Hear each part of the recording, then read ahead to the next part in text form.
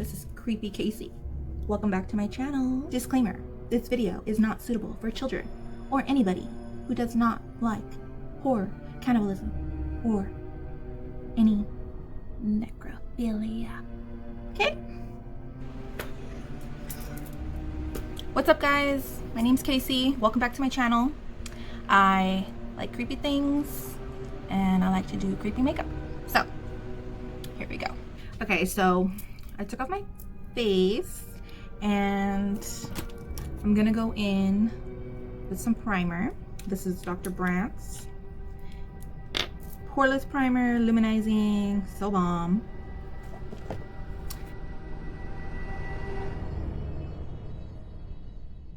So, who else loves scary movies and creepy shit? Share with your friends if you do, because I'm gonna get real creepy on you guys. Super creepy. Okay, so how many of you guys have watched the movie Psycho?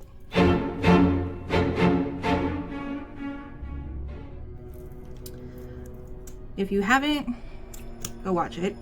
And if you have, did you guys know that Norman Bates was based on a real person named Ed Gein? Creepy! Yeah, I thought it was cool. But apparently this guy, Ed Gein, was a killer and a grave robber. Grave robber. Yeah. So, I don't know what part of that was in Psycho, besides him being a killer and a psycho. But, yeah. I guess Ed Gein would take the skin off of his victims after he'd killed them. That is more Silence of the Lambs, which he is based on that character as well. I think it's pretty cool. He was also used for the character of Leatherface.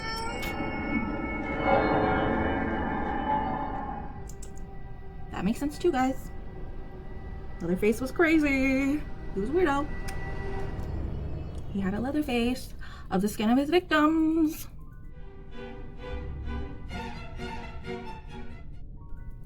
So that's a true story. Don't go to Texas. Okay?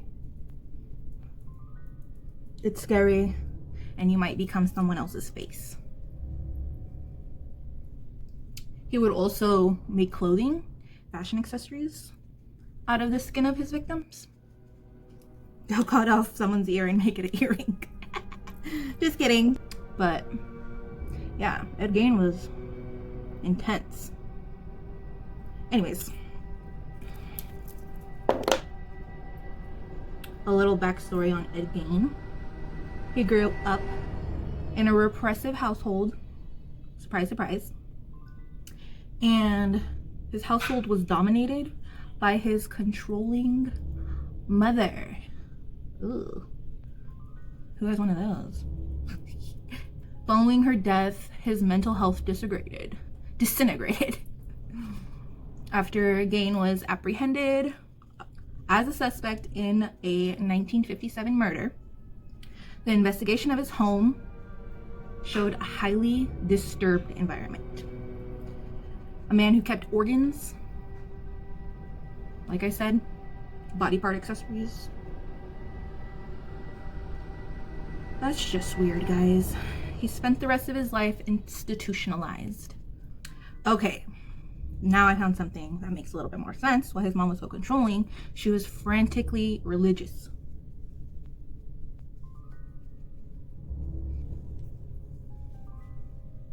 Alongside being frantically religious, she was over here preaching about the sins of desire. What? The family moved to a farmhouse outside Plainfield, Wisconsin, and Gein rarely left the farm, which is weird, except for going to school. That's a little weird. After their dad died, they began working more odd jobs, him and his brother. Burning brush on the property. Weird. The fire raged out of control and his brother was found dead.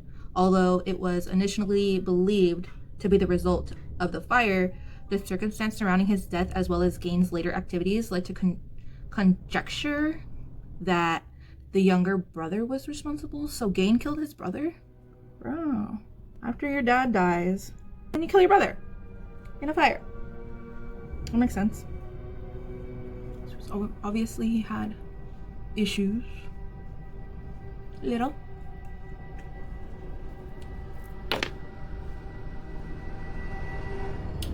So after that, obsessively devoted to his mother, Gaines never left the house. He didn't even date any women. But after she died, he became increasingly deranged. Like he wasn't already. Now living alone, he left her room neat and untouched, while the rest of the home looked like a squalor.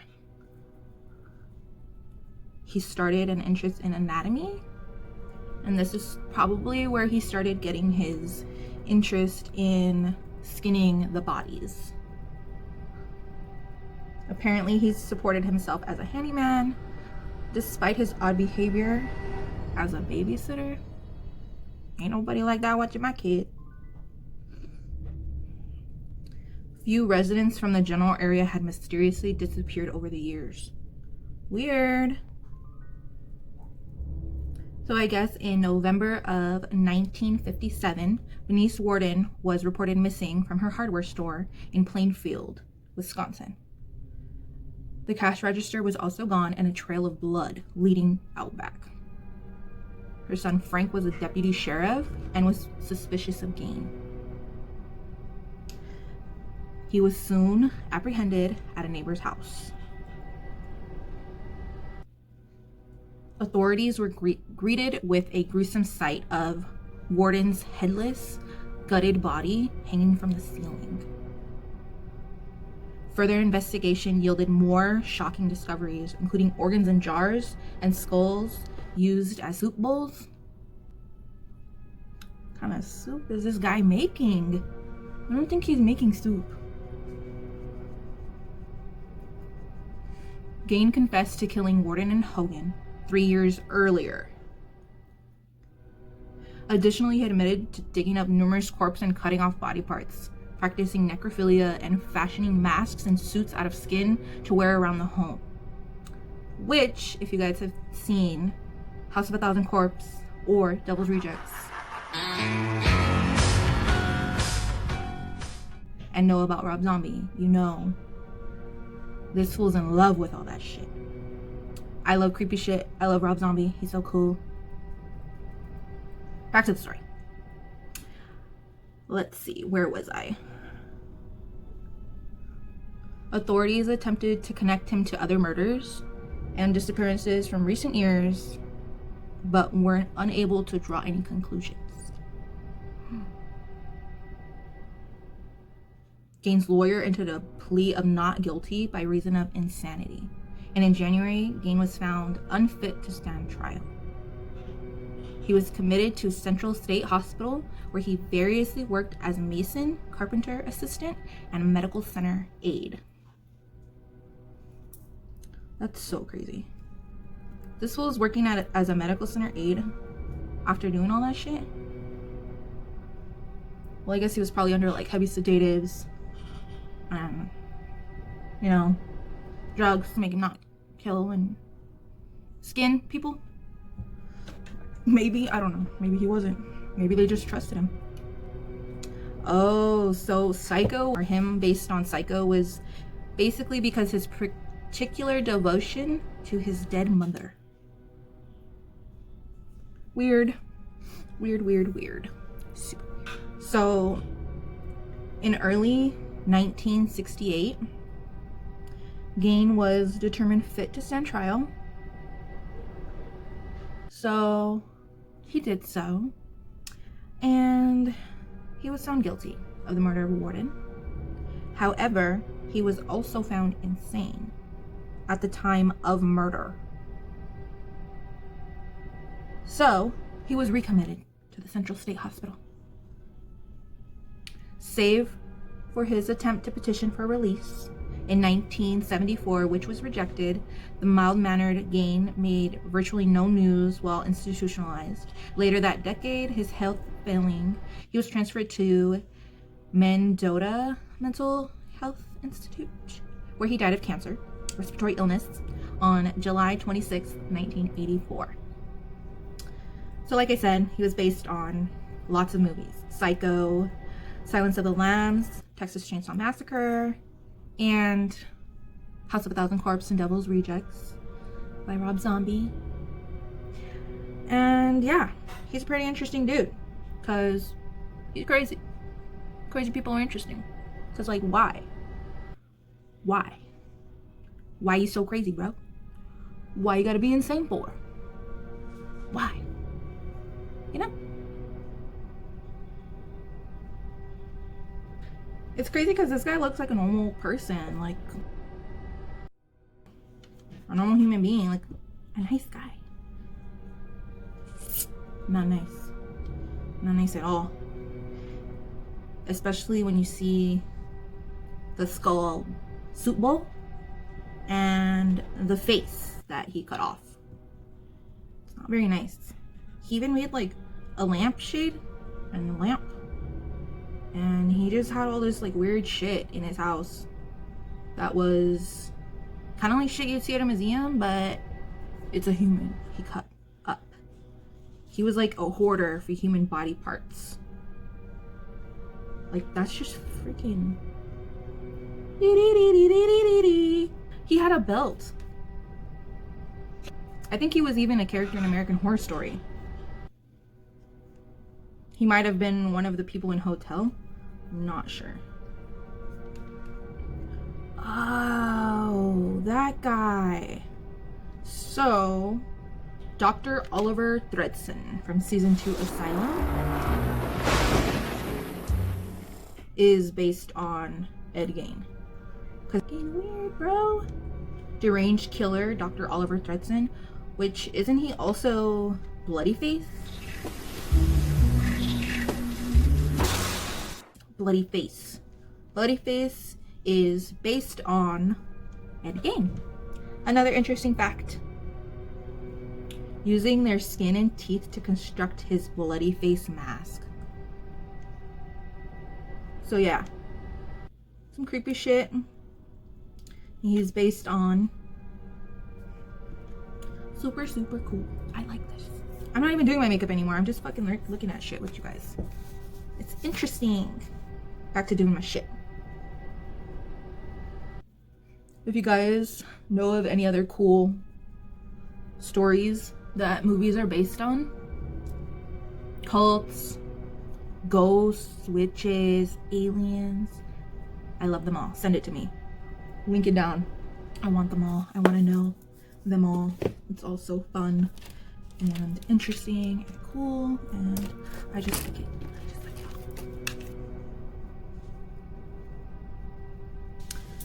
So, another weird, creepy dude.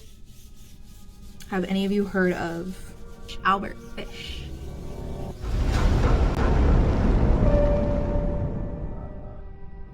Hamilton Howard Albert Fish was an American serial killer, a child rapist, and a cannibal.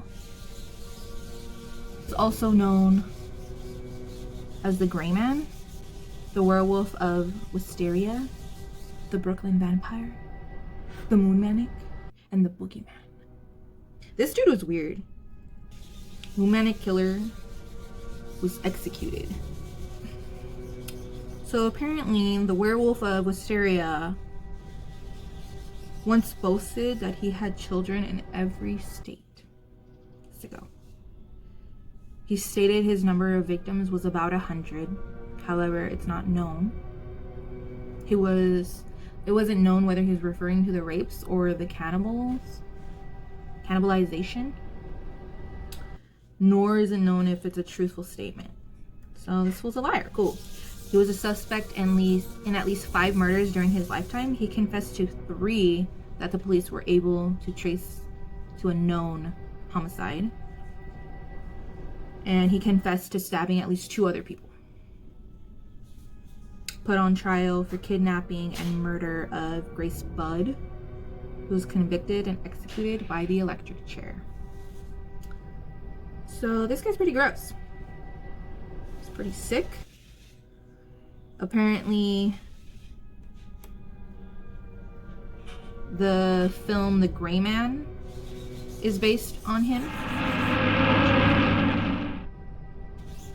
which I haven't seen, but I gotta see now.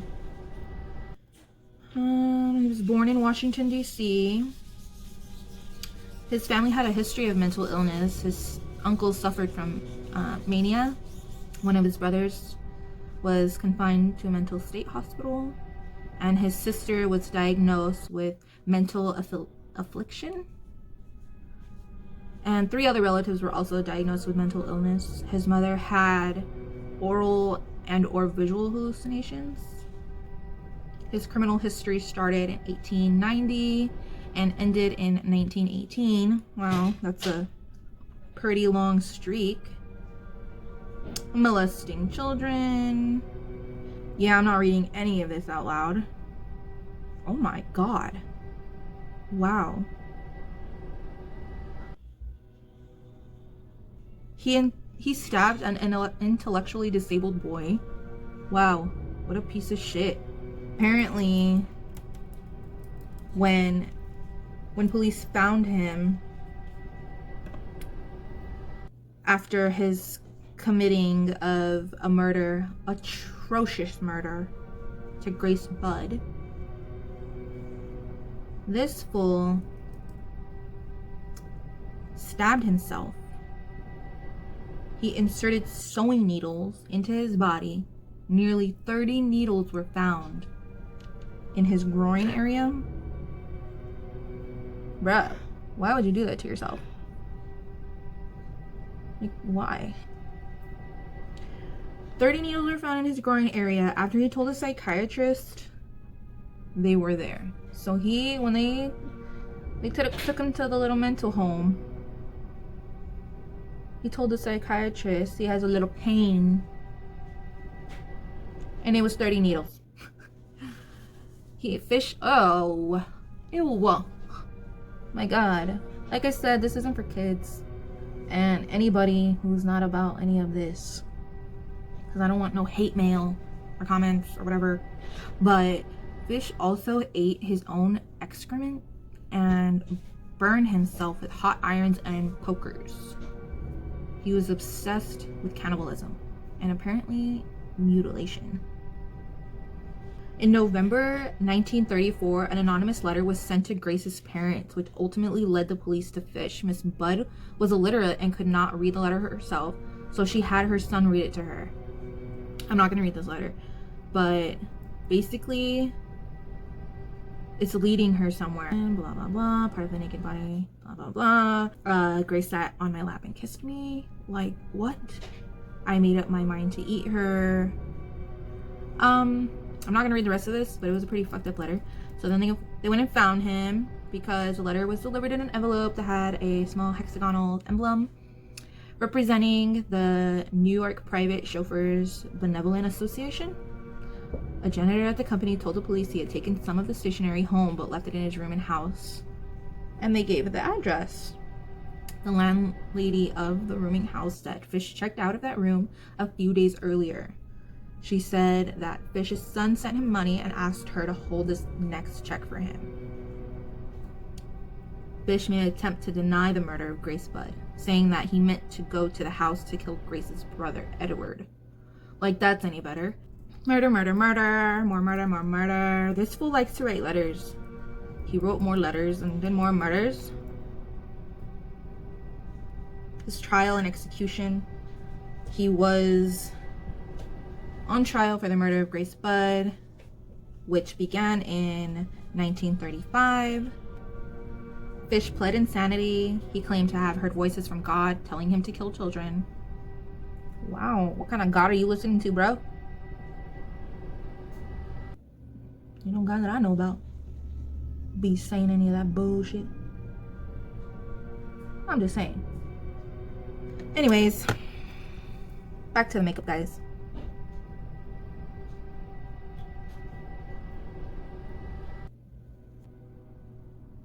I don't know about any of you, but I love weird, creepy shit. I'm so interested in it. I'm so drawn to it. It's so fun, and I mean, it's not fun, but it's interesting. It's interesting to talk about. It lets me know where some people possibly might be mentally. Like, you never know who's gonna be right next to you, being weird, and all that. It's interesting.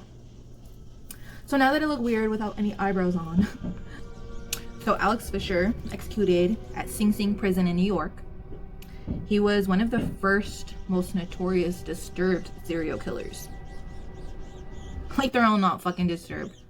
Okay, one of the first that you know of, because this happened in like the 20s or like the 30s, and there were plenty of weirdos doing weird shit. So anyways, he killed as many as 8 children. He did eat their remains because he is a cannibal. He told guards before going to the electric chair with great anticipation, "It will be the supreme thrill, the only one I haven't tried." So yeah, it's just a little fun talks.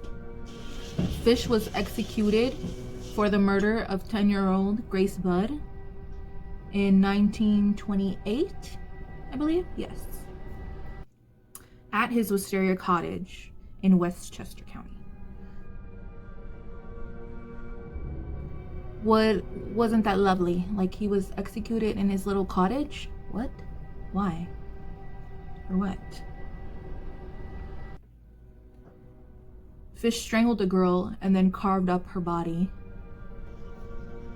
with a saw. Carved up her body with a saw. 6 years later, Fish wrote the letter to her mother, Asshole Central. It was a very detailed letter, by the way. He ate her over the next 9 days after killing her. And that was also included in the letter for her lovely mother to read. Ain't that nice? So her mom gets the letter. Her mom's illiterate. She can't read. Grace's brother reads the letter. He's not illiterate. He can read. Most disturbingly, he was obsessed with cannibalism. He carried writings about the practices in his pocket. When he was arrested, he confessed to the murders of other young children who he claimed to have eaten. Although nearly everyone agreed he was insane, including the jury deciding his fate, he was nevertheless sentenced to die. That makes sense. Like, kill this fool. He's donezo. His last statement was a handwritten note filled with filthy obscenities. Yeah, bro, like, you're getting electrocuted. I'm sorry. But nah. You ain't gonna be fucking writing letters to moms and murdering kids and eating them and be like, "You're just crazy." Like, no, I don't care. I don't give a shit. It's like, who's standing next to you at the grocery store, you know? Like, you don't know. Could be an Ed Gein who was doing shit he shouldn't have been doing. And it's just insane. It's just crazy. People are crazy. People can be crazy. We're all living in a weird ass simulation. But yeah, I just love creepy stuff. I love interesting stuff. I love unexplainable things. You know? Yeah, I'm gonna put my lashes on and I'll be right back. So I put my lashes, I'm gonna go darken them a little bit.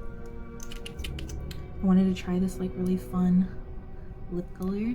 It's called Moscow by NYX. Oh yeah. So fun.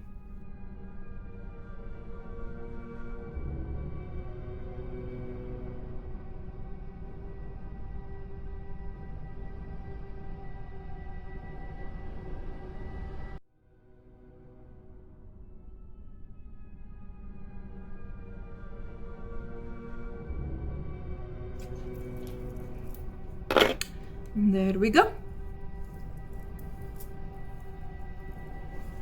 Okay, the witch is back. And yeah, I had fun talking about creepy shit with you guys. If you guys enjoyed, subscribe, follow, share, like, bing, ding, ring, whatever that shit is. But thanks for watching, guys. Once again, don't let your kids watch my videos. No. Bye, guys.